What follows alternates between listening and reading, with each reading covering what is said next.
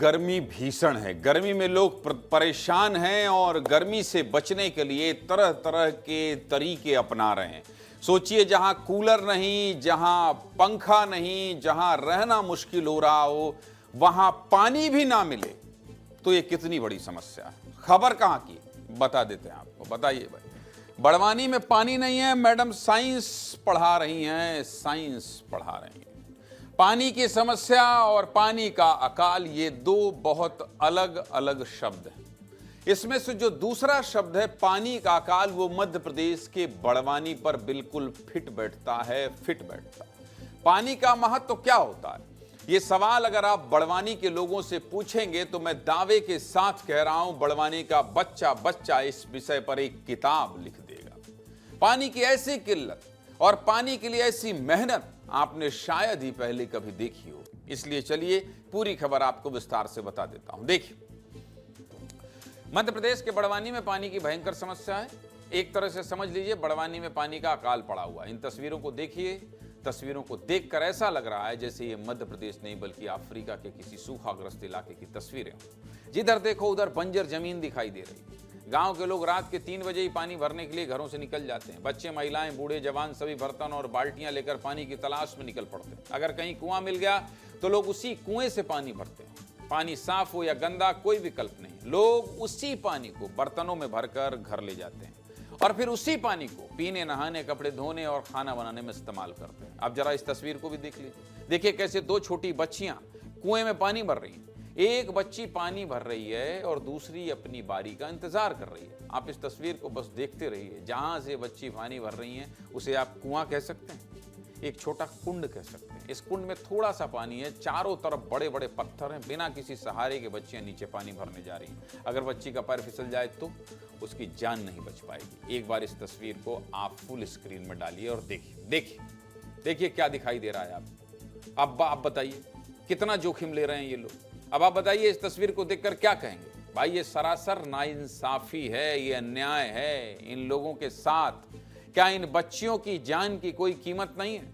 देखिए कितने बड़े बड़े पत्थर हैं और पत्थरों के बीच में चुल्लू भर पानी है और यही चुल्लू भर पानी भरने के लिए ये बच्चियां रोज यहाँ आती हैं, रोज यहाँ आती हैं। सबसे बड़ी बात यह है कि ये गांव जिला मुख्यालय से 100-200 किलोमीटर दूर नहीं बल्कि सिर्फ 70 किलोमीटर की दूरी पर। सभी ग्रामीण रोजाना 3 से 4 किलोमीटर पैदल चलते हैं, पानी की तलाश करते हैं और फिर जैसा भी पानी मिलता है उसे बर्तनों में भरकर वापस जाते हैं। गंदा पानी पीने की वजह से ग्रामीणों को उल्टी, दस्त और दूसरी बीमारियों का सामना करना पड़ा है। सबसे पहले आपको ग्रामीणों का दर्द सुनवाते हैं, सुनिए।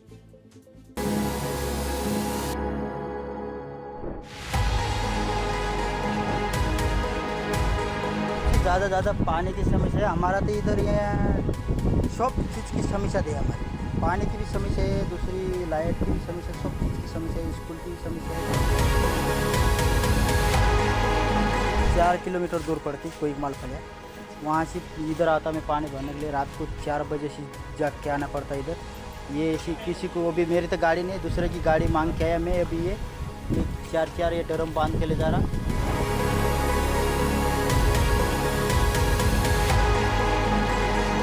पानी की स्थिति तो बहुत कमी है। अभी ये कुआं है, इस कुएं में भी अभी पानी अभी इतना दिख रहा है। रात को 3 बजे से ही पानी भरने के लिए गोदों पे, सिर पे उठा के मतलब 2-2, 3-3 किलोमीटर की दूरी पे ले जाते हैं। ये पानी पीने से बीमार भी हो जाते हैं, उल्टी, दस्त वगैरह। अभी तो ये सर्दी, खांसी वगैरह बहुत बीमारियाँ लग रही है उससे। बहुत बोल चुके हैं पर अभी तक कोई व्यवस्था नहीं हुई है इधर। और अब कलेक्टर साहब आए हो तो कि कलेक्टर साहब को हम देखा है कि साहब हम अब जो सूखा कुआ है अब हमारी दिक्कत ज़्यादा यहाँ बन रही। अब देखो साहब क्या इधर के भी बोलिया ना, कलेक्टर के ही बोला कहा नहीं है, कोई सुनवाई नहीं कर रही है। विधायक को बोला। समस्या तो है और इसे समस्या कहना बहुत छोटा शब्द होगा। ये समस्या नहीं, ये इन लोगों की जिंदगी के साथ खिलवाड़ है, खिलवाड़।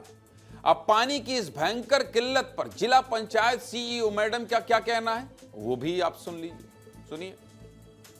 सेमलेट भौगोलिक दृष्टि से काफ़ी कठिन टेरेन में ग्राम पंचायत है और जितने भी ग्राम हैं वो पहुंच विहीन प्रकार के ग्राम हैं, उन ग्रामों के लिए हमने ज़िला पंचायत को जो जल जीवन मिशन की योजनाओं के अनुरक्षण एवं सुधार के लिए जो राशि प्राप्त होती है, उनके माध्यम से हमने ये प्लान किया है कि हम कुछ कॉमन पॉइंट्स पे पानी की सुविधा पाइपलाइन के माध्यम से उन फलियों में उपलब्ध कराएंगे।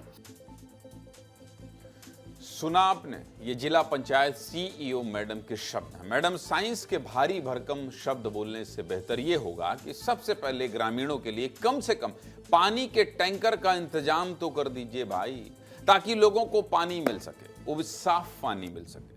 आदेश और निर्देश बाद में भी चलते रहेंगे।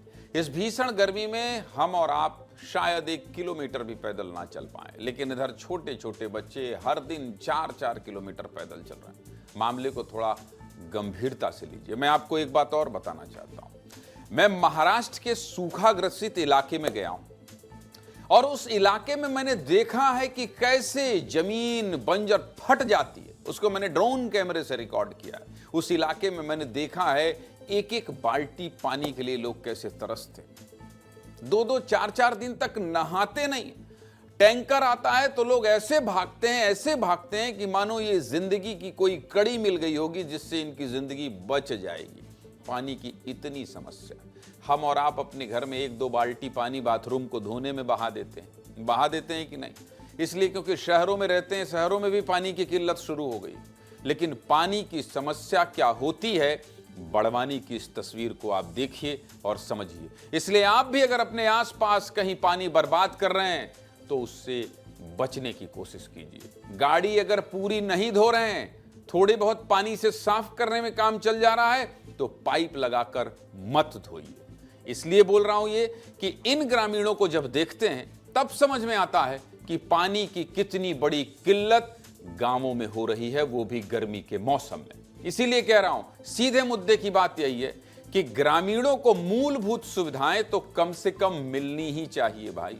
गर्मी में सबसे जरूरी चीज अगर पानी ही समय पर ना मिले तो ये सिर्फ परेशानी नहीं बल्कि बेहद गंभीर स्थिति है।